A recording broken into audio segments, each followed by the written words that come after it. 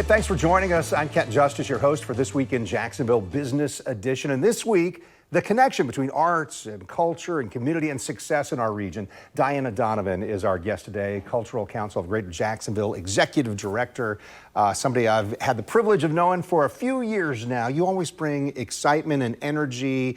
And when we're talking about this, I think you just told me almost 4 years with Cultural Council, is that right? Almost 4 years, yeah. Tell us about the big event that's coming up, and if you're listening after October 6th, this would be in the rear view, but coming up October 6th, big awards, right? Yes. So we have our 47th Annual Arts Awards, and this is a big deal for us because we're celebrating 8 incredible individuals in the community that were community nominated and then committee selected. So chosen by peers and leaders within the community to say, like, we see you. We see the work that you're doing, your advocacy, your innovation, your education, your philanthropy, going above and beyond to help serve our community. So we're excited for those 8. And then we also have some Catalyst recognition. And our Catalyst recognition this year is for Nat Ford and Kristen Stewart, and they are people who have been helping to perpetuate the arts for a long time. They helped spark and innovate within the arts and culture realm across sectors. And so we're excited to honor them as well. So we have 8 incredible individuals, and then we also have this event of the futuristic theme. So the goal this year, when you hear all of our leaders, civic and otherwise in the community talking about the future of the stadium, the future of downtown, the future of innovative and autonomous vehicles. It's a key word these days, isn't it? It is the ready. It's the ready word. And so we wanted to lean into futuristic in the sense of what does the future of Jacksonville look like with innovation? And instead of having arts and culture be seen just as its standalone sector, seeing it as the thread and the needle of innovation that goes between these sectors that are coming to Jacksonville. When we talk about economic impact and the bottom line, often people say arts and culture, we get it, right? It's essential for quality of life. We want our children to grow up with it. We want them to be well educated. The other side of that is they're economic powerhouses. And when we think about downtown and when we think about the city of Jacksonville, a lot of our nonprofit organizations are driving the funding that goes there. And it's really exciting for us to be able to stand on this platform and say, hey, let's give it away for the people who are doing the hard work to tell their stories. And then let's also shine a light on these people who are helping to drive economic success through the creative economy, keeping most of it regional to help elevate not just our artists, seen as business owners and entrepreneurs, but our nonprofits together in a symbiotic, ecosystem of arts and culture activation. A real-time example, one night with the Florida Theater Open or the Jacksonville Symphony or MoCA or Mosh, you have all these great things happening, coming together and thriving, but you also have the bars that are open, the Ubers that are being activated, the restaurants. You have the police and fire having the overtime to work and help man the event and keep the people rocking and rolling and the traffic being directed. You have the security, and then you have the actual artists and the art detail and the background stage workers. As Numa would say, even the Iceman gets paid. And so you have all these funding and dollars being generated, and we're ready to celebrate all of that and tell that story so Jacksonville can really stand in its power as the strongest cultural entity in the region. For the folks that you're working with, is there much of a education and even persuasion component of that? Do you have to use what you just told me to say, hey, we need your buy-in? Yeah. Or the businesses, the organizations, are they already in tune with that and they're like, yeah, we already know, that's why we're committed to the mission? The Cultural Council. The Cultural Council serves as a really intentional bridge, so we speak both languages. So if we're speaking to the activators in our arts and culture community, they know that quality of life. Their love language is helping to champion how it's a healing ointment, how it brings people together, how it brings light. The flip side of that is the business community, the civic sector, and when we speak their language, that's when we lean into reaching through the pocket to touch the heart, right? This is the bottom line. This is what it's bringing to you. This is the property value increase. This is the safety and protection aspect that it enhances when we utilize public art and spaces and places. There's a lot when you look at a Sarasota or a St. Pete's or Tampa, like they said, we believe in public art, we believe in arts and culture, we're gonna enhance it and elevate it, and then everyone came to them. And when we look at our Northeast region, Clay County, Nassau County, all these incredible counties, they're having 30,000 plus people booming. Well, where are they going on their nights? They're coming to us.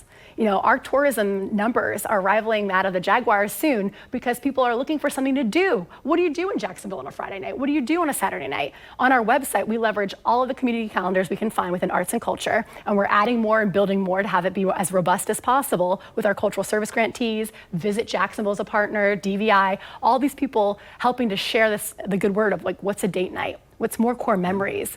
What's more encores? What's being able to have more to experience? And Jacksonville has more. We just want to help provide a platform as a mouthpiece to share it and get people to come and stay and play with us. Yeah. So, and I'm thinking about some of my own experience. Love to go to the symphony. So if we're coming to the symphony and we live in a different county, it's not I'm just going to the event and then I'm going, hey, we're going a little early, and maybe I have to pay for parkings, right? And I'm going to the restaurant, and after maybe we want to go out. So I hear the examples of how all those things roll together, and certainly art's making an impact. So I want to get back to the annual Arts Awards, and so this is coming up, and you said several different winners. You've kind of already announced them last month. But tell us about some of these. I know one of them is a Small Business of the Year. How does this relate to Arts Awards, and we're talking about Small Business of the Year? Yes. So when we're talking about nonprofit impact in the community, and we think about our grantees, $114 million goes back into the city of Jacksonville. About 105 of that goes back to downtown. When we look at organizations like the Walrus, right? They are a community hub. They bring in together all kinds to celebrate through a connectivity item of like food and beverage and connectivity and experience, right? Cultural experience and exposure.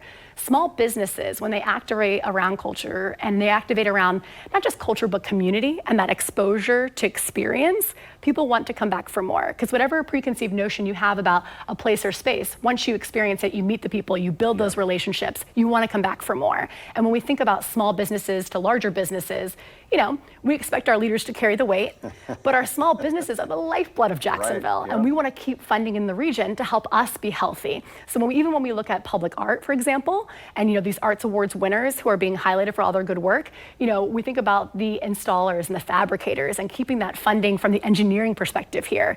But you don't often think about that when you think about arts. You don't often think about that cross-sector symbiosis. And so what's interesting about every single Arts Awards winner is that they all have a very unique aspect of that contributes to that bigger picture. Our arts educator, for example, she's someone who has a very warm heart. I've had the pleasure of meeting her, but also being able to hear her champion her story of how do we help children get into coding and be advanced in coding, right? Well, they say if you want your child to be good at coding, get them in arts classes and music specifically when they're 5 years old, because it builds the creativity muscle. So when they get into that structured environment, they can get creative in a structured environment. Corporate entities, when we think about like a Vice Star, and how they activate their community, we spoke to them not too long ago about the importance of creative thinking and a corporate mindset and leaning into that idea of how do we get talent acquisition to eat, stay, play here, but also how do we get them to thrive in an environment that is structured for success. And when a goal is not to be creative at this level, it's to build a muscle. And to think about how you take care of your body is how you take care of your creative muscle. And when we're able to help emphasize that through these Arts Awards winner who are flexing and building that muscle on a regular basis, it inspires other people to be fit in their creativity too. Oh, I love that story, it's taken me back a little bit. I remember even on like the creative writing. So as a journalist, hey, this was a great skill I had to learn, and it was a demand from a professor at the time was you've got to write in a journal a different place at a different time every day, and it trained the muscle up here. Hey, okay, I've got to be able to turn the switch and be a writer. And I can hear how some of those things filter through the experience. That one creative writing thing led to some success that I've had personally. I think other journalists probably agree with that as well. Some of the other the categories I saw for the 8 categories of winners: Corporate Business of the Year, the Art Innovator, Art Educator, Art of Giving. Tell me about the Helen Lane Founders Award. Is this kind of your capstone award here? It is, and this year it's Jason Peoples. And so if you had the honor of meeting Jason, he is someone who is completely and intentionally community-centric, and he believes in the well-rounded leadership development of our youth. And he works for Jacksonville Arts and Music School, and they have incredible funders and partners. And what the lifeblood of a lot of the concept drawing that they talk about is, they have a Taekwondo center and a black box theater. They have, artists who live, eat, stay, and play there. They attract national and international talent to come in, and they help elevate these students to be well-rounded individuals, contributing citizens, and have access to things that they would never otherwise have access to. And then on the flip side of that, they make them community services and community servants while doing community service. And the reason I share that is because Jason goes above and beyond. He's serving on our artist grant panel for the first ever historic investment by the city of Jacksonville into funding for artists. 60 artists being funded at $60,000 each. 60 artists being funded at $10,000 each. I gotcha. So that would be a lot of money, and we would love that next time around.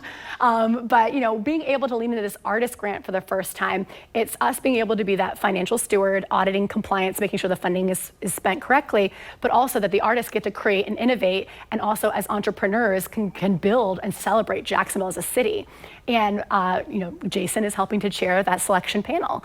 He's also done a lot as our cultural service grantee. JAMS receives funding for operations and capital grants from the city of Jacksonville through the Cultural Council. And it's exciting because that helps align their staff to be able to serve at a higher level and deeper capacity, as well as have the facilities to do excellence in the arts and excellence in leadership.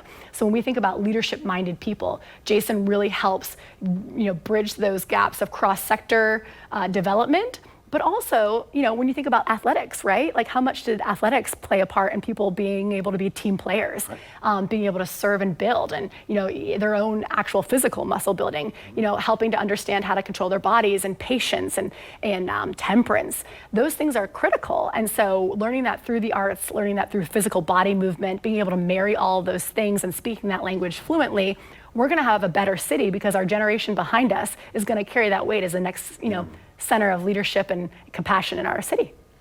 Diana, I know the event here on October 6th. Did I get the right date? October 4th? 4th Friday, is what I meant October to say. 4th. Yeah. October 4th is the date I meant to say.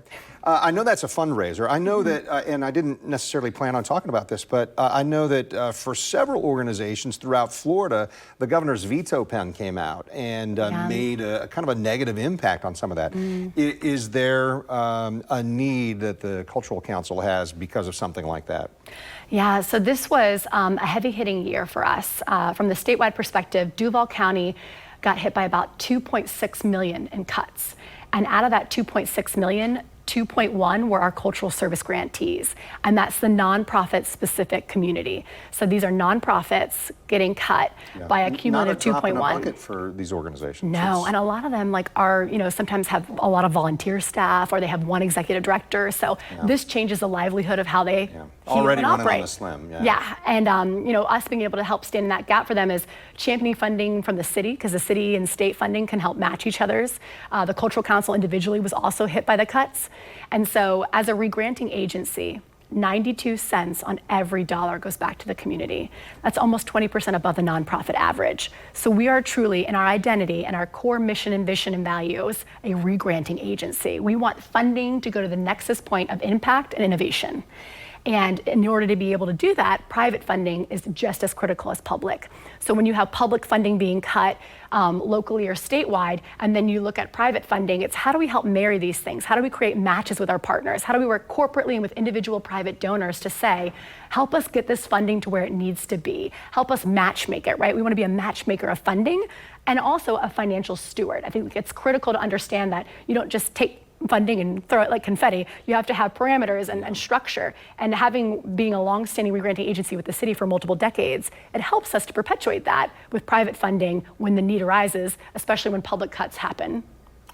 So, Diana, I'm hearing you talk about, and I kind of teed this up when we first started. You always bring that enthusiasm and that energy, and so somebody is listening or watching today and wants to know more. So it's culturalcouncil.org. Yes. Is the way to find out more here, and obviously to understand more of the mission and the difference it makes. Thanks so much for the time. I appreciate it. Thank you for having us. We'll see you soon. Absolutely. So thank you for joining us, and we're constantly working to bring you more interviews like this that are focused on economic growth in our region. You're going to find more episodes right now, including on News for Jax Plus, This Week in Jacksonville Business Edition. That's where you go. So if you're wherever you're getting that podcast, like, subscribe, let us know. Thanks for joining us. Thank you, Ken.